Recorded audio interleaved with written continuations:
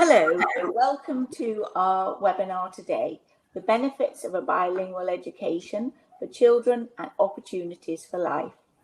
And I have with me here today a panel including Susan Stewart, Head of Multilingualism of the International School of London, Cécile Denay, Deputy Head Teacher for Secondary Education at Collège Français Bilingue de Londres, and Inés Sauter-Marchia, Head Teacher of CL, the Bilingual English and International School in London. So I apologise for my linguistic skills, but anyway, we're delighted to have you join us. Susan, let's start with you. I know you've just been involved in a bilingual and multilingual conference, so hopefully you've got some trends to share with us. So over to you to just tell us why you're so passionate about multilingualism and bilinguals. Thank you, and thank you so much for including me in this session today. I thought I'd start with a little story. Which goes back about 30 years ago. I happened to move to Sweden, and being a passionate linguist, I enrolled in Swedish language classes. And in the class with me was a young girl about my age, in her 20s, from France. And I asked her, well, what are you doing in Sweden? And she said, I've moved here to learn Swedish. And I said, that's interesting, why? And she told me the story of her childhood, where her dad had been French, her mom had been Swedish.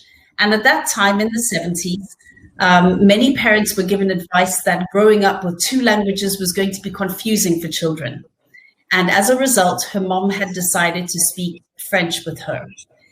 And so this young girl was moving at the age of 20-something to Sweden. She'd taken a year out of her working life to learn Swedish with the sole aim of having a conversation with her grandmother in Swedish. That was heartbreaking. In today's world, we know that there are advantages to being bilingual, and we know it's not confusing. We know there are economic, social, cognitive advantages, which I'm sure we'll talk more about today. How we talk about multilingualism, I think, is really important. And one thing that's been shifting in the way that schools and researchers talk about multilingualism is a lot more nuanced. And that does reflect how in today's world, young people's and adults' language portraits or language profiles are a little more complex than they might have been in the past. Children might have one or two languages they speak at home. They might have another language they know from the community in which they live, and there might be another language that they're required to use within school. All of these languages have different needs, both present and future, and that child is negotiating what they're developing and how. Terms that we use very often, such as mother tongue, and UNESCO still uses that term to celebrate linguistic diversity every year in February. But even the word mother tongue is now too restrictive and doesn't work when we talk about our students. Because again, for many of them, the so-called mother tongue is no longer their dominant, strong academic language. And so using terms such as home language or personal language can capture again the nuances. The term bilingual, biliterate also is a lot more complex than just that. We used to use the term balanced bilingual, which was the sort of ideal, perfect person who could do everything in both languages. That doesn't really exist, and that's not the reality for most bilingual or multilingual children or adults. We need to talk about different forms of bilingualism, from being passively bilingual to being highly literate in a language, and there are a million combinations. And also to recognize that this is dynamic and fluid and changes over a lifespan, but also a child or an adult will use a language in different situations in different ways. Very, very closely linked then to being bilingual is also looking at studies on identity and on ethnolinguistic identity. And again, how that's closely entwined with our perception of what language we want to use to achieve what means, both in a personal setting, in an academic setting, or in a professional setting later on. Another big shift in the area of research over the years has been when looking at a multilingual child, never ever to look at them through the lens of only one language. Because we know a bilingual, although they might in our school settings be in a French lesson or an Italian lesson or an Arabic lesson, but the reality is, even though they're using that language in that situation, what's happening underneath it, what's happening in their brain is that they're drawing from all their understandings, from all their languages to build understanding, make meaning, and to produce whatever they're doing. A lot of studies in bilingualism talk about something called crosslingual transfer. So when you learn something in one language, what is it that you will transfer across to the other language? Depending on the combination of languages, the level of transfer might be different. So if you have a bilingual French-English child, there will be a lot of transfer on a morpheme or on word level. There's a lot of vocabulary that's shared between those languages. That won't happen in the same way for, say, a bilingual Japanese-English child. And so as teachers or parents of bilingual children, we need to be aware of how different combinations will result in children needing different kinds of support as they develop both their languages. Another word that's very, very hot, and if that's what I'll be hearing about in an hour in the next conference I'll be popping into, is the term translanguaging. This is something that's being used a lot in research, but also is really being taken on board in many schools, whether they be international schools, bilingual schools, or even local British schools. And translanguaging can just be defined as sort of the flexible use of a child's full linguistic repertoire. So again, that idea that if they are learning about how to write a short story, the fact that they've read short stories in their other languages is going to help them when they encounter that same task in their English classroom. Schools, even that are not bilingual, are using this as a technique for supporting and scaffolding the learning for their multilingual learners. I think one thing I'm sure we'll touch on today is the vital sort of school-home partnership and how that can support a child in becoming a solid bilingual. The need for parents to receive consistent messages from schools, from everyone within the school. The vital role parents play in developing their children's bilingualism by speaking to them, by using the language, and of course, need to mention the importance of reading to your child, having them read with you, discussing literature together. That often forms the basis of developing a solid level of literacy within a school. Also, a word that we use a lot in my school is the need to be patient. Parents need to be patient, children need to be patient, teachers need to be patient, because developing literacy and bilingualism is a slow process and something that is happening, even though we don't always see it immediately. Luckily today, this sort of general knowledge and understanding of multilingualism has filtered from researchers into schools, into families. We see that with the fact that we hear less misadvice, such as it is confusing to have two languages. And we see that, of course, in the rise of bilingual schools or schools offering multiple languages within the curriculum, which I'm sure we're going to hear more about now. Brilliant. Well, thank you very much. It was an excellent overview, and I was fascinated by the new language, so I shall be looking out for explanations of translanguaging. So it would be really great to hear your personal stories about your schools and the journeys you've been on. So when I go over to you, so perhaps you could just summarise, encapsulate what your school teaches and the age ranges, so that gives people the background. So over to you then first, Cecile. So I think let's really get to the grips with how your school delivers a bilingual education and the age ranges of your pupils and how that might vary between different age ranges. Okay, sure. Thank you, Fiona. So at the CFBL, Collège Français Bilingue de Londres, so bilingualism is really important because it's part of a name. We welcome 700 students from nursery to year 10. So bilingualism, but also biculturalism, because both of the notions are really important, are at the heart of our school, and learning is organized from nursery with this in mind. We enable students to acquire knowledge and skills in both languages, French and English, in all the subject areas. And this bilingual dimension will serve them usefully in their future careers and lives, obviously. So the CFBL aims to take the best qualities of both the English and French educational systems and teaching different methodologies to create a unique environment.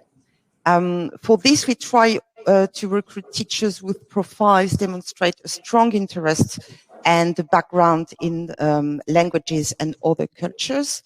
Teachers are encouraged to continue to teach using their native teaching styles to allow pupils to benefit from seeing two culturally different approaches to learning. For example, sometimes the students will be shown two different strategies of how to arrive at the same answer. And we think that's really important. So this way of teaching allows students, to experience two solutions and to choose the one that seems the most logical and efficient for their way of working. Learning in a bilingual environment or in a bilingual school give the students mental flexibility as well, that also allow them to adapt more quickly to new situations as they move to adulthood and beyond. So, for example, in early years and primary, each year group is composed of two parallel classes who share between them an English and a French class teacher. So they can have, for example, in year 4, they can have the English teacher on Monday and Tuesday and the French one on Thursday and Friday, and alternately on Wednesday. The French curriculum of math, French language, history, geography, science, and art are divided as equally as possible by the two class teachers. As a French school, we have to follow the French curriculum, but this curriculum can be taught in French or in English. The English class teachers teach the parts of the French language curriculum as well as supplementary English program. So our main goal is to give the students the best vocabulary base in all subjects in both languages by the end of primary. And across the different case stages, teachers try to plan whenever possible that a particular topic seen in French in 1 year is seen in English the next year, for example, or another year from this case stage. Although the French curriculum is followed, a supplementary English program is also in place in primary to address the fact that the majority of pupils at CFBL have a very high level of written and spoken English, which extends far beyond the level of a French child in France, obviously. In primary and secondary, we also benefit from two specialist teachers one for English as an additional language, and one for the French as an additional language, to support the beginners in English or the beginners in French, especially in nursery or year 1. In secondary, all students must have a minimum level of French to enroll, because it's harder to keep up with the French curriculum, for example, if you start in year 7. Nevertheless, we provide support lessons in year 7 and 8. The English program is also adapted to the levels and needs of the students within no streamed groups, and all the students are following the international curriculum. And also, in order to help the less able children, we have support classes for each year group. So being a bilingual school, it's not only welcoming French pupils who like to be bilingual in English, but it's also now welcoming more and more British pupils keen to become bilingual in French. Brilliant. Thank you very much. That's a great overview. And just to confirm where you are in London? We are in Kentish Town. Yes, we are in Kentish Town, Hampstead. It's a lovely area, really family-centered, with a lot of French shops around. So good bread and nice wine, and an amazing area. Brilliant. Thank you. So, Inez, can you tell us a bit about your school, where you're located, and the children who go there and their age ranges? Because your children at your school are the younger years, aren't they? Well, thank you very much. We are a CR school. We are Italian and English bilingual and bicurricular school. We are based in Holland Park in the center of London. We are lucky enough. I mean, the area is I think as beautiful as Kentish area. We got the advantage of having a lot of parks around. We have Holland Park, 5 minutes walk from where we are, which include a fantastic ecological center, which is a great resources for our children. We welcome children nursery up to end of the English primary school, so year 6. So the age range is 3 up to 11 years old.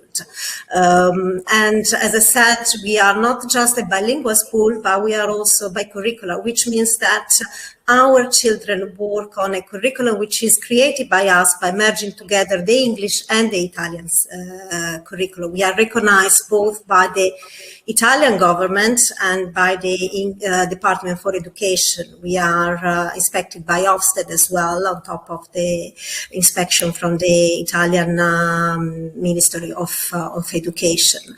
And our curriculum is recognized by both the government. So the idea is for the children to be well prepared on both the curricula. So if after their life with us, they need to go back to Italy and they want to rejoin the Italian system, they can easily do it. But for the majority of family who are based here, obviously they then transfer very naturally to the English system.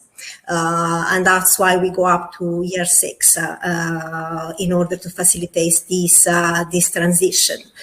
We are a small school. We got one class per one entry form per year. And our classes are very small. We don't take more than 16 children per class.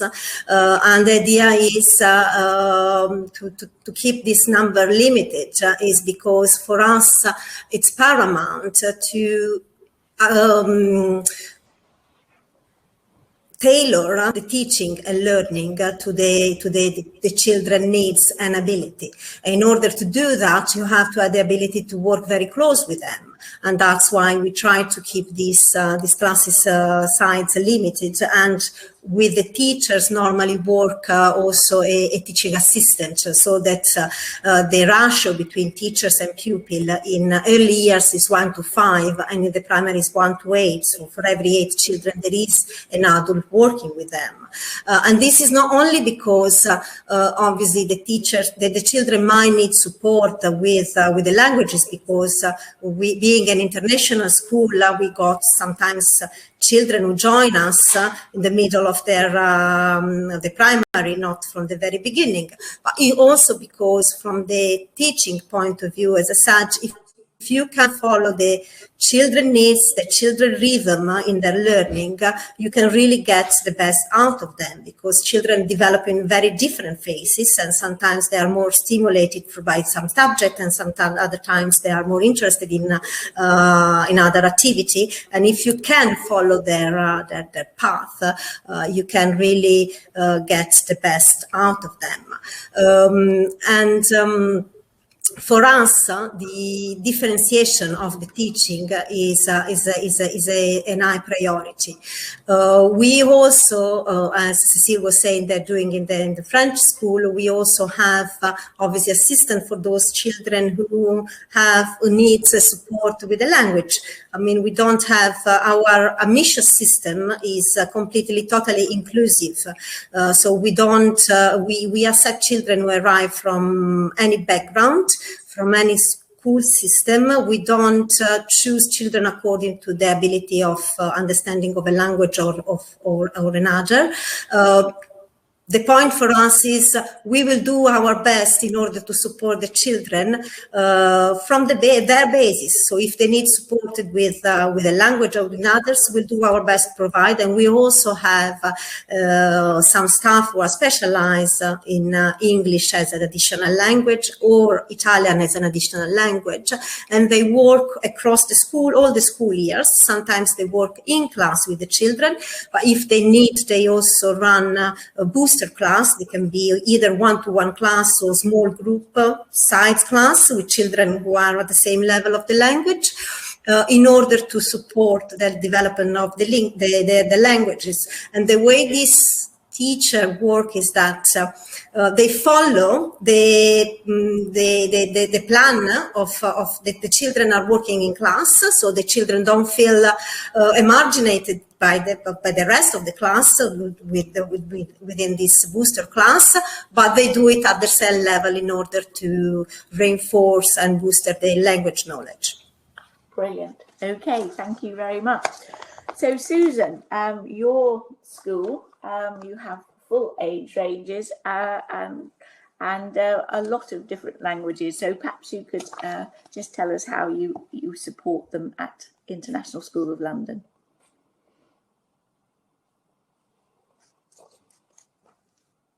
You got your mic on? So sorry. So yeah, our school, the International School of London, is based in Chiswick, right next to Gunnersbury Park. We have a park too, and we're not a bilingual school. We're an English medium school, IB curriculum. So we have the primary years, middle years, and diploma program. But what we do, which is really special, is that we strive to support every student's home language. And so as a result, we actually have 22 languages currently taught as part of the curriculum. And that starts from age 3 all the way to age 18, with many of our students then graduating with the IB diploma at the end. The language lessons are taught sort of about 3.5 hours a week, spread over a couple of days. And some languages, it's 2 or 3 children, and for some languages, we have a solid community. That changes from year to year as people move in and out of London. I mean, that being said, as I mentioned in the beginning, the language exists in the language classroom, but is also very, very present in the main classroom in terms of the children being able to build their understanding and what's happening in the main classroom.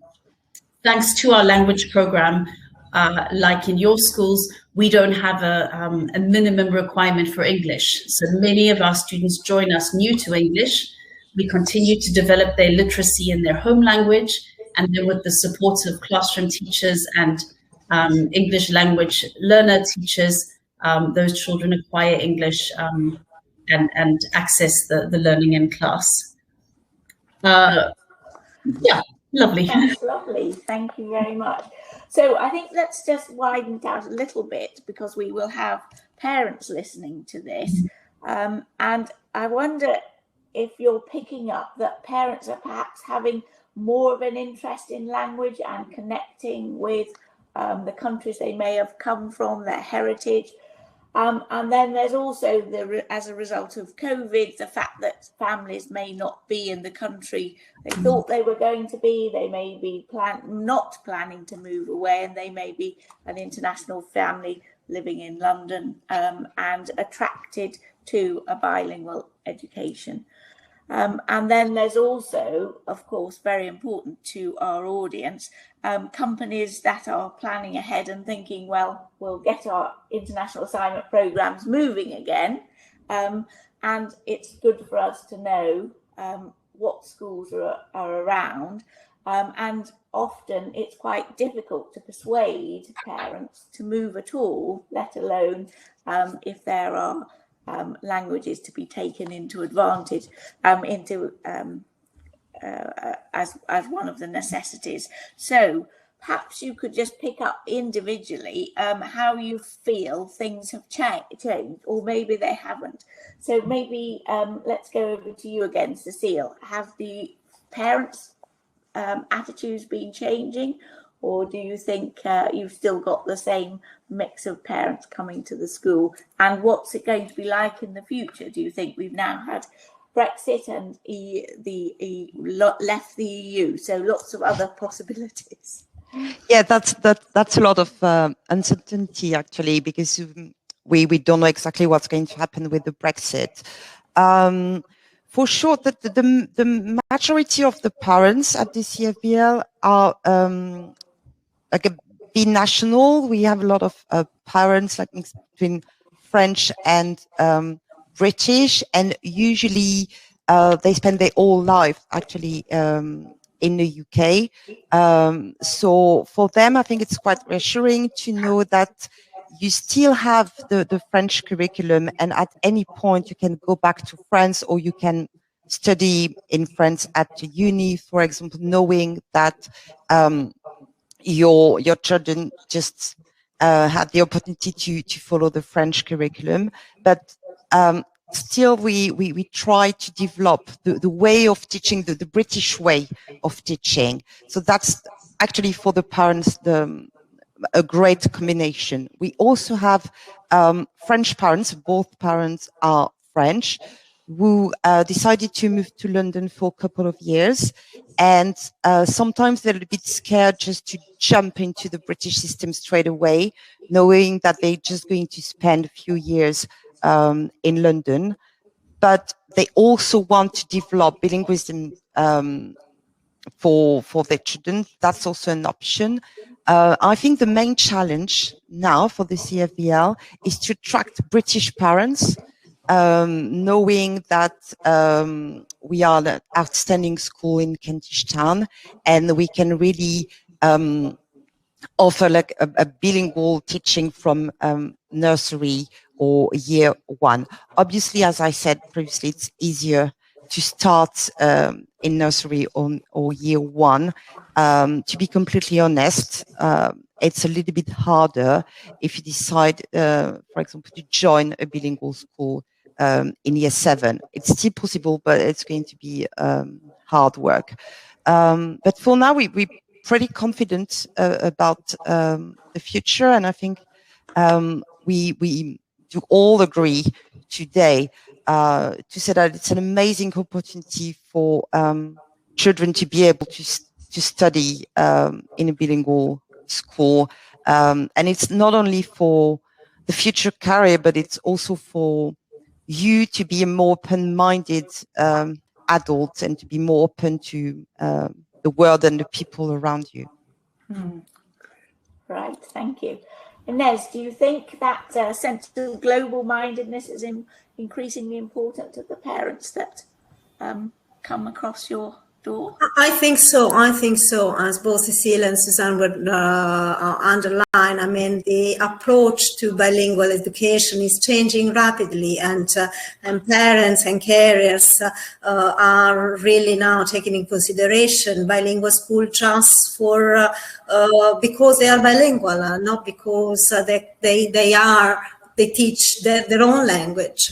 And I have to say, in the last few years, the number of people coming to us that have no close link to Italy is increasing. Nowadays, we have 10% of family at school where Italian is not spoken at all.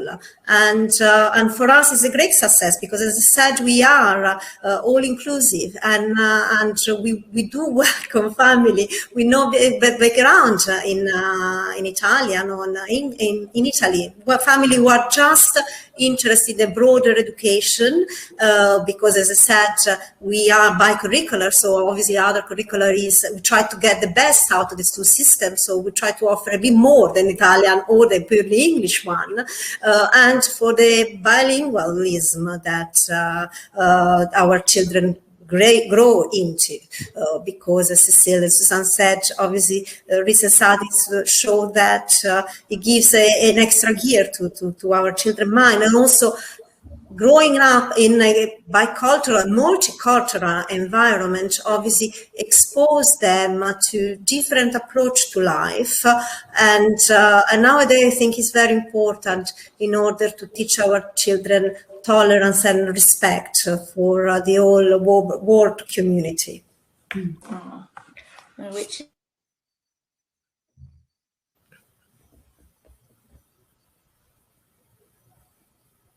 school has had expatriates and third culture kids and over many different generations and years. Perhaps you have been picking up more trends than other people, and across different international companies around the world. Are you picking up how both employers and the families are feeling about languages and indeed moving? Yeah. I mean, listening to both Cecile and Ines, I think the key terms at the moment are the need for us all to be very adaptable, and at the same time, helping our families and our students to keep their options open.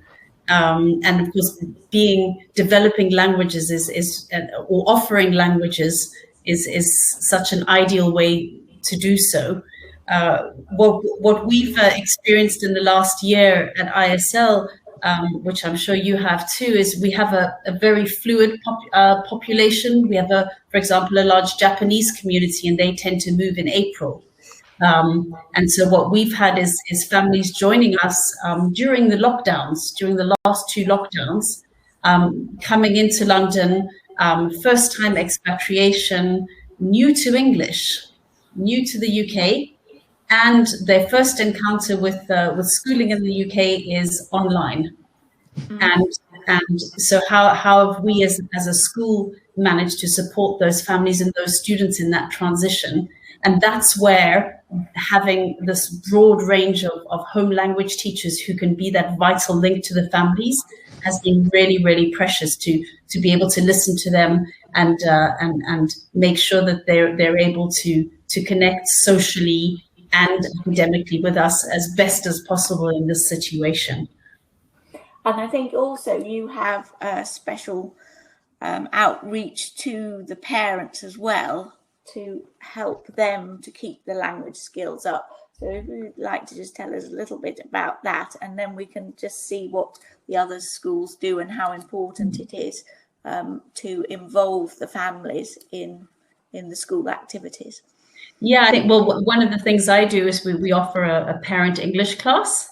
And in fact, I've been running it for a couple of years now. It's never been so popular as now during lockdown. And so to have the parents taking part in English classes on using Microsoft Teams, just like their children, often in the same room as their children who are having their lessons with their teachers, is quite unique. But again, that's a way where you can hear concerns that you might not hear in the more official channels of communication at school. And so we've just tried to keep as much as possible, as many channels open as possible with some of our communities. In fact, from next week, we're starting a series of what we call World Cafes. So we're having sort of coffee mornings targeting every single language group, so that again, we make sure that every group is heard, and that we form a balanced view of how our community is doing at this time. And Inez, your school, perhaps you could tell us what you do to help and support the parents, but also the other side and role of the school they've got a sort of official role in supporting in the Italian and English language, haven't they? Well, yes, as we do believe that the connection, the link between family and school is paramount for, first of all, for the children and for the learning. When there is a strong connection between family and school, you see that in the children progress. And also being a kind of international school, obviously, it creates a strong community around the school where parents try to give support, also because for the family who maybe are just moved here from other country, they also need to settle down as the children in a new place. And as a school, we try to be like a hub to put the people together. And in the past, we also done some courses for the parents, both in Italian and in English, to support those parents who have not one or the other language.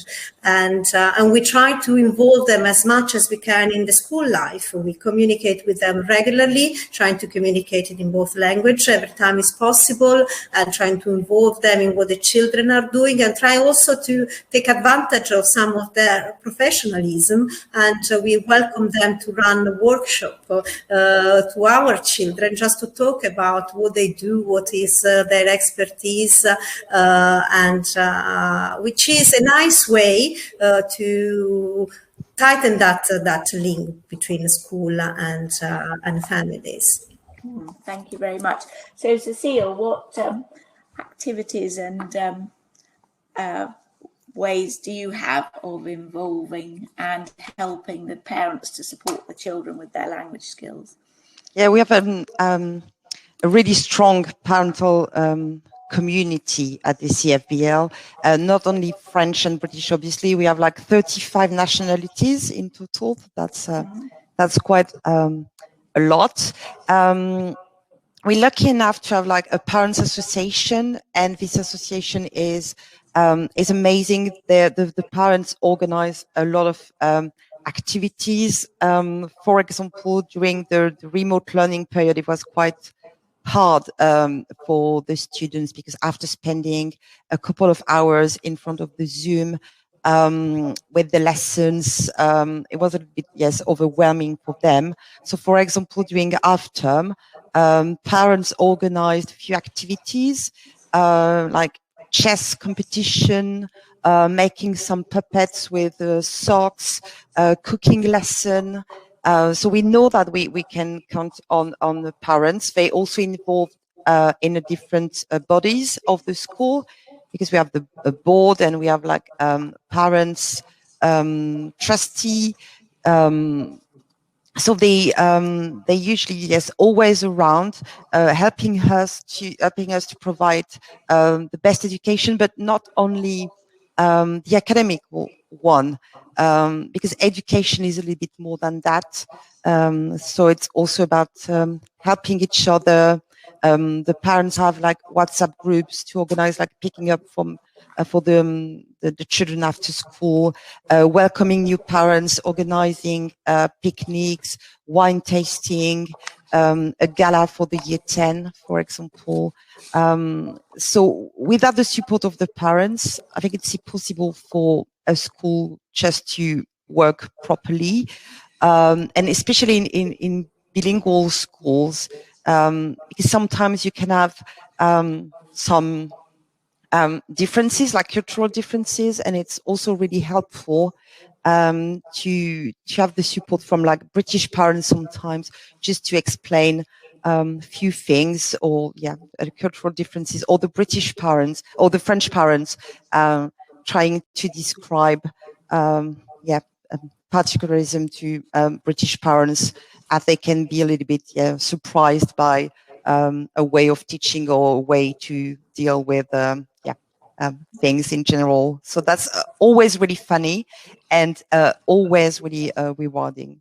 Yeah, so I know that all international schools seem to have a wonderful warmth and way of inviting people in, and of course celebrating their own nationalities and a range of nationalities of the parents with these wonderful international days. I'm sure you're all looking forward to hopefully this summer be able to actually have some celebrations and see in reality what everyone looks like again. Yes.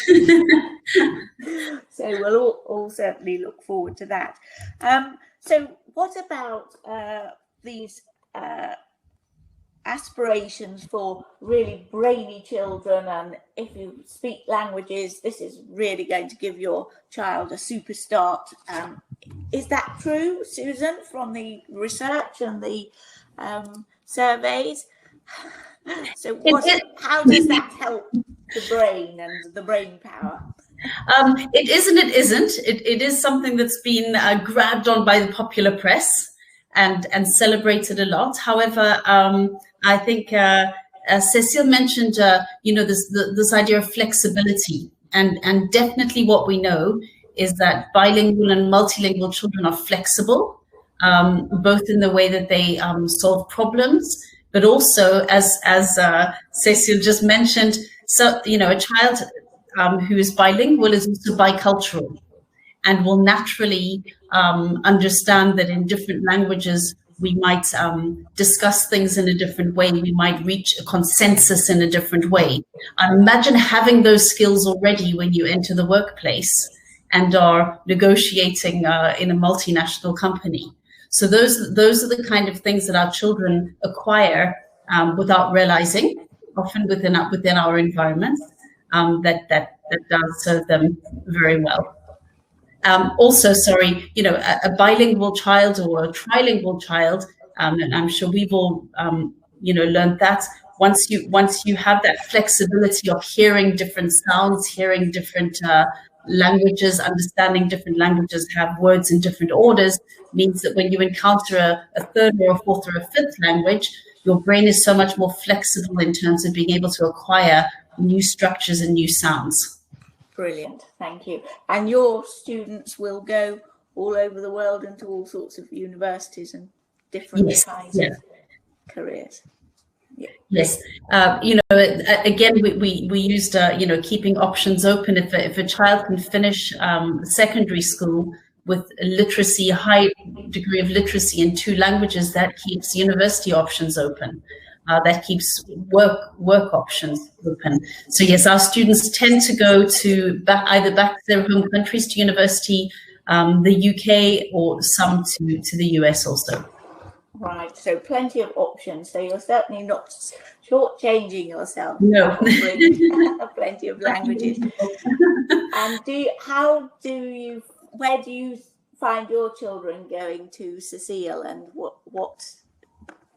So yes, as I said, we only like a middle school for secondary. So after year 10, the students have to leave, and for them sometimes it's really heartbreaking because they feel like at home, but it's part of becoming an adult. So they have to fly away.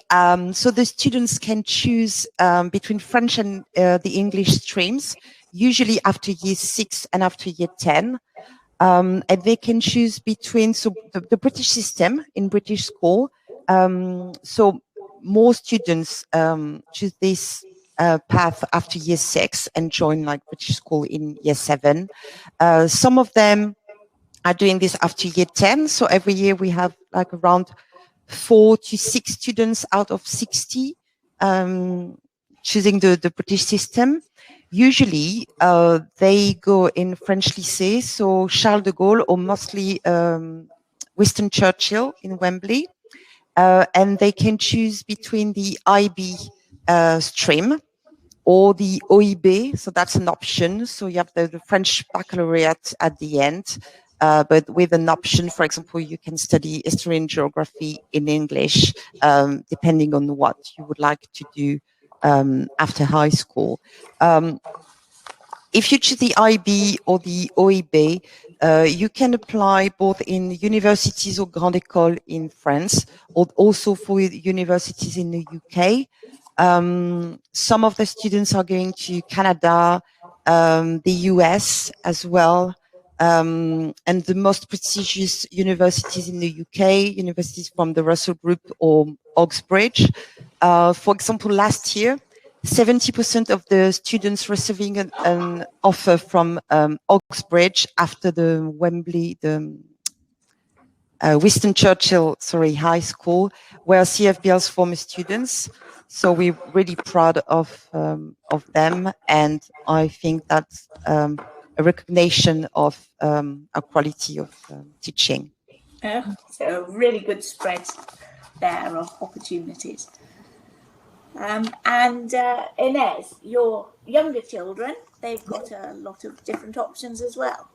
Yes, they are younger. They finish with us when they are 11, so after year 6. So for those who stay here, remain here in London, the option are either the English school, and they can go to a state school or to independent school. This year we received a great result for children who done the 11 plus and wanted to enter into the private section of sector of the English schools. But also the other option is definitely the international school. And in the past, few of our children have decided then to move into the international school, some of them into the International School of London with great results. So the options are very, very open. Unfortunately, there is no Italian secondary school in London yet. Our dream is to continue to grow and open one day. But as I said, we prepare them for to be ready to go, as I said, into the Italian, the English, or the international system, according to what are the family wish and projection for the future. Brilliant. And in fact, that was going to be my final question. And what are your dreams for the future? And you've just answered that. Is there anything else that you would like to add? And what would you say to parents who are considering a bilingual education as just a passing remark to encourage them? Inez, did you want to say? No, I go. Well, our dream, as I said, is to continue to grow and to open then the middle school and the secondary. But the other thing is to continue to grow in our opening to the more international community. We do welcome family from any background, and I think this is a richness for the children to grow up in an international environment, be in contact with different culture. So this is my personal, the school dream, I guess, is to continue to be more attractive to people from very different backgrounds. And Susan, what are your hopes and dreams? I think we're a school that's been in existence for about 45 years. We've even got some second generation children in our school, which is always lovely to celebrate. I think the reward for a school is when an alumni comes back with their stories. Because often when a child leaves you and they go off into the world, you sometimes hear where they've gone to study, you might hear where they're working, but when they actually come back to you and tell you their stories and tell you what they took from being part of your community into their adult life, I think that's a reward. And I think as a school we should capture those stories more often. And there's no excuse, we have the technology now. Yes. And Cecile, what are the ambitions for your school? So my short-term dream is to welcome all the students on the 8th of March. I think it's really important. We're all waiting for this. So that's, but more seriously, I think it's to develop multilingualism, because we all know and we all convinced that bilingualism is really important. But as Susan said, I think now dream and hopes is to offer more, a wider range of languages. And we started this year with Mandarin in year 5. So hopefully we'll be able to develop and offer more languages for pupils to be even more open-minded and ready to discover the world and all the amazing people around us. Good. Well, thank you very much. I hope all your dreams come through, and we're very delighted to have had you in this conversation today, and thank you for encouraging parents, employers and relocation professionals about how important it is to embrace a bilingual education. So thank you very much for your time today, and please do keep in touch. Our panel today, we've been delighted to welcome them, and there is more information on the slides following. So you can catch up with them, and there are contact details following where you can get in touch with the schools to find more about them all. So thank you very much once more. Thank you very much for having us. And if you've enjoyed these webinars, there are more coming soon in this spring season. There's one on the International School of Brussels and how they're seeing their school change. There's the benefits of bilingual education, which we'll be carrying further on in other webinars. And of course, we've got some country focuses, including Thailand, the Netherlands and Malaysia. And we do have a special on it, admissions and communication perspective, which also highlights how international schools are embracing change and the change of parents and students that they're welcoming. So we also have a playlist of some wonderful more webinars which you can all dip into. And you can get these via our website. And don't forget that now's the time to enter the Relocate and Think Global People Awards. There's plenty of categories, including for schools and educationalists, and we warmly welcome you to enter by the 21st of March this year. We are a multimedia, so there's plenty of content, publications, including our international education guides and UK guides, and a quarterly digital magazine.